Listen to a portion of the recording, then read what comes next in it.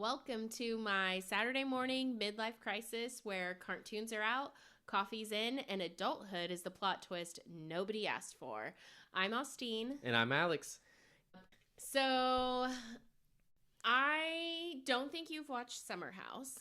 I have not. Okay, and that's fine because I haven't watched nearly as much movies, shows as you have, but Summer House is one of those from Bravo that I picked up on. Kyle is like the main person of the Summer House. He's the person the show has centered around. All of his friends, his dynamics, he's a party boy, all the things. He started dating a girl and her name is Amanda way back when, and Kyle was Kyle. He wanted to party, he wanted to do all these fun things. He just did not, he wasn't, I don't think, looking for a relationship, but he found a relationship in Amanda. So they've been together for years. They finally got married on the show and have only been married for a couple of years, but he doesn't treat her really well. Then you have the girls of the Summer House. So Amanda's part of that group. And I would say a couple seasons in, they may have been only 2 seasons in, but Sierra came in. They were, you know me also, I get all my timelines incorrect. So I probably will say something that's completely wrong, but that's neither here or there. The point is, Sierra's been around because for a that's what minute. everyone tunes in for, a nice, reliable podcast. Your favorite Marvel Comics hero? Mine is Superman. Remember the motto? With great power comes great responsibility. Hey, I do what I can, okay? The point is, Sierra's been around for a second. Her and Amanda have a great relationship. Paige was a person that was very popular in Summer House. She became, they have a podcast, anyways, that came off of this. Or maybe they had it before. Anyways, very core group of girls in Summer House. And the part that makes them, that I always enjoyed watching, they all had each other's back. So with relationships or how people are treating other people, they had some really real, raw conversations among friends. So they are a girl kind of group. And Okay. I've always enjoyed that. Okay. The only reason why I stopped watching Summer House is that Paige started dating another Bravo celebrity from Southern Charm, which I don't think you've watched Southern Charm, but anyways, Craig and Paige, great couple, was rooting for them, and then they broke up, and that was the whole thing, and I couldn't bear to watch their breakup on Summer House, so I stopped watching it. While those seasons were going on, so just a couple seasons ago, I think just 3, West came into the picture. Okay. So West is another guy that came into the house because obviously, characters or people are going to come in and out. Anyways, he was introduced. He wanted to, he was just happy to be there. He wanted to party. He wanted to meet every girl he could. Okay. It was very obvious What his goal was. For the show. But Sierra's beautiful, gorgeous model. He meets her and obviously he's going to be attracted to her. So they kind of get into a little relationship, if you will, for the Summer House and then a little bit after. But then he breaks up with her, or they kind of end their relationship, and that's not something she wanted. She wanted to continue it. But of course now the show's been broadcast. They're at the reunion. It's just, he kind of like left her in the dust. So fast forward to where we are now.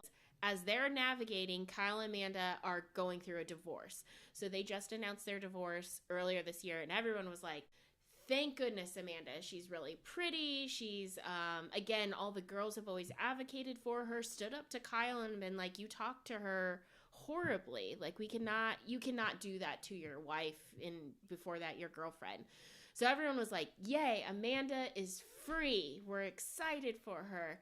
And then we find out that Amanda is dating Wes. So they did a mutual post together, same exact post, Wes and Amanda, and put it out there and basically said, the rumors are true, we like each other, and we need time to figure this out.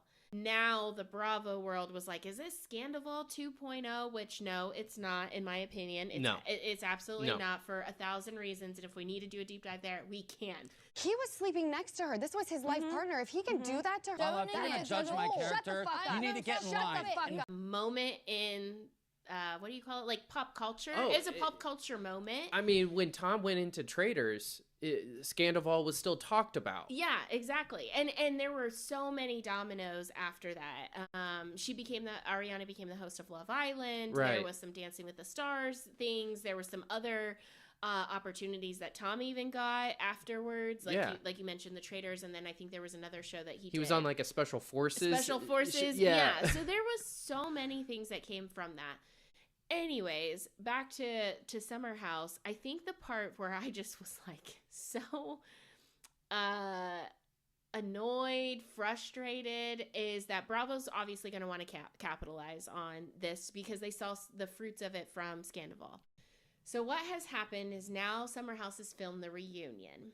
And when they film the reunion, obviously those are super long days. Yes. Lots of emotion. And apparently somebody recorded the audio from that and they released it. It got leaked. And then it went viral. And Andy was mad. And Andy was mad. Andy Cohen. He was so Daddy mad. Bravo. Yeah, and they he's mentioned on What Happens Live.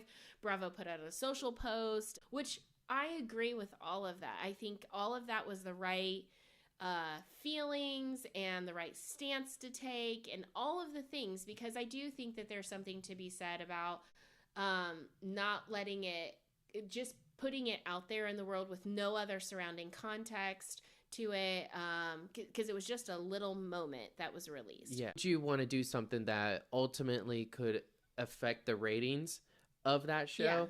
Yeah. And then you could lose a job.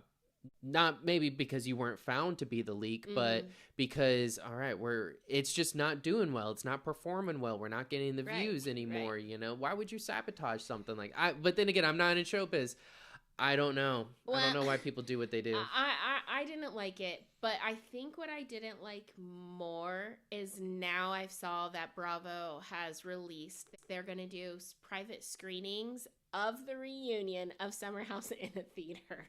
And I died when I saw that. I was like, it left a bad taste in my mouth, because then it took me back, and instead of feeling like, oh wow, they did the right thing, they really care, I'm like, no, I don't think you did. I think yeah, you had a little bit of like, I care, but I think more than that, they were like, now they messed up the screening that we had. We wanted this to be such a big thing.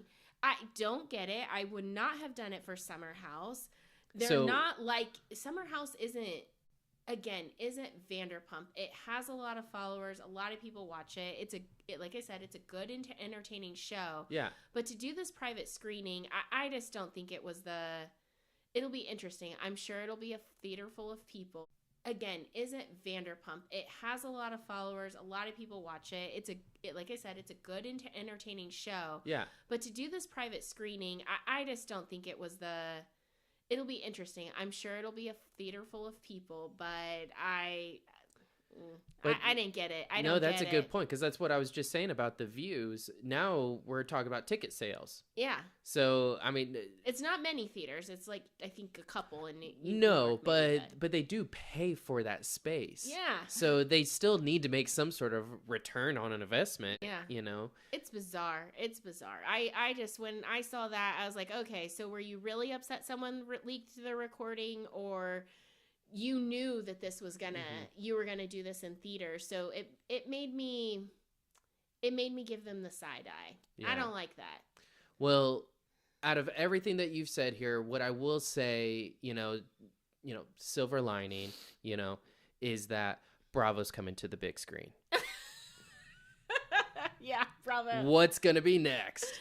Oh gosh, what would I love to see on the big screen? What would you love to see? Oh gosh. Or how about this? What moment in Bravo history would you have loved to have witnessed in theaters? There's so many. I mean, all the iconic housewife stuff. I would say if I had to watch anything on a big screen, it would be the Real Housewives of New Jersey. That is wild. I mean, the things that have gone on in New Jersey, to see that on the big screen and literally be eating my popcorn, like I could just see myself just sitting in the theater, just eating my popcorn, watching her hitting the table and flipping it, and just the fight at the baptism or christening or whatever they were doing.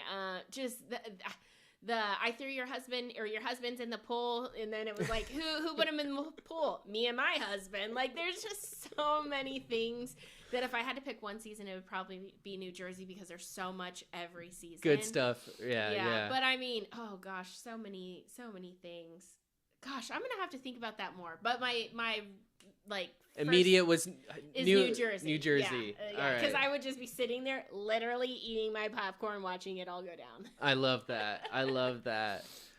Because you can fall in love in a club. There's a song about it. So thanks for watching. If you want to check out the full episode, be sure to listen to us on Spotify at My Saturday Morning Midlife Crisis.